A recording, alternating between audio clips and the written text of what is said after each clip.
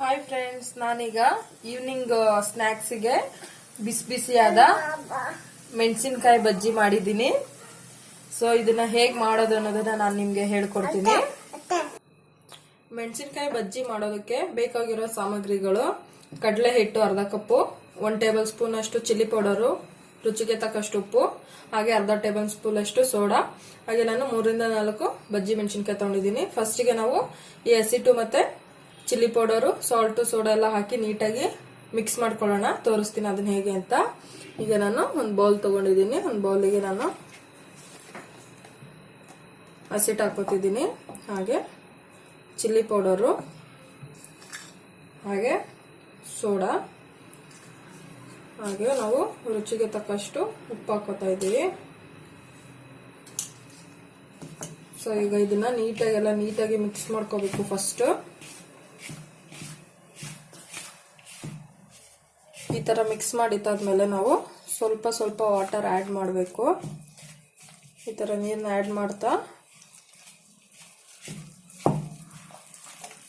ಈ ತರ ಹದವಾಗಿ ಈ ತರ ಕಲ್ಸ್ಕೋಬೇಕು. ನೋಡಿ, ಈ ತರ ಸ್ವಲ್ಪ ತಿಕ್ಕಾಗಿರ್ಬೇಕು, ಜಾಸ್ತಿ ತಿಕ್ಕಾಗೂ ಇರಬಾರ್ದು, ತುಂಬಾ ತೆಳ್ಳಗೂ ಇರಬಾರ್ದು. ಈ ತರ ತಿಕ್ಕಾಗಿ ಕಲ್ಸ್ಕೋಬೇಕು. ಈಗ ಪ್ಯಾನ್ ನ ಬಿಸಿ ಇಟ್ಟಿದೀವಿ, ಎಣ್ಣೆ ಕಾದಿದೆ ಚೆನ್ನಾಗಿ.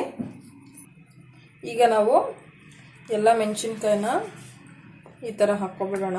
ಫಸ್ಟ್ ಹಾಕೋಬಿಟ್ಟು ನೀಟಾಗಿ ಈ ತರ ಡಿಪ್ ಮಾಡಬೇಕು. ಈಗ ಇದನ್ನ ಈ ತರ ನೀಟಾಗಿ ನಿಧಾನವಾಗಿ ಡಿಪ್ ಮಾಡ್ಕೋಬೇಕು.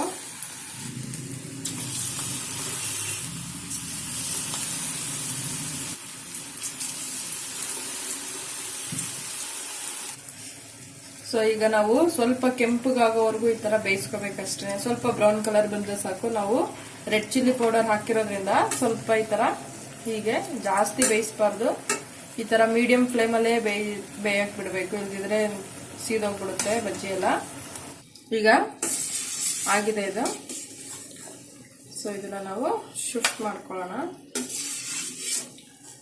ಸೊ ಬಿಸಿ ಬಿಸಿಯಾದ ಬಜ್ಜಿ ರೆಡಿ ಆಗಿದೆ. ಸೊ ಫ್ರೆಂಡ್ಸ್, ಈಗ ರೆಡಿ ಆಗಿದೆ, ಬಿಸಿ ಬಿಸಿಯಾದ ಬಜ್ಜಿ ರೆಡಿ ಆಗಿದೆ. ಸೊ ನಾನು ಕಾಂಬಿನೇಷನ್ಗೆ ಚಟ್ನಿ ಸಹ ಮಾಡ್ಕೊತಿದ್ದೀನಿ.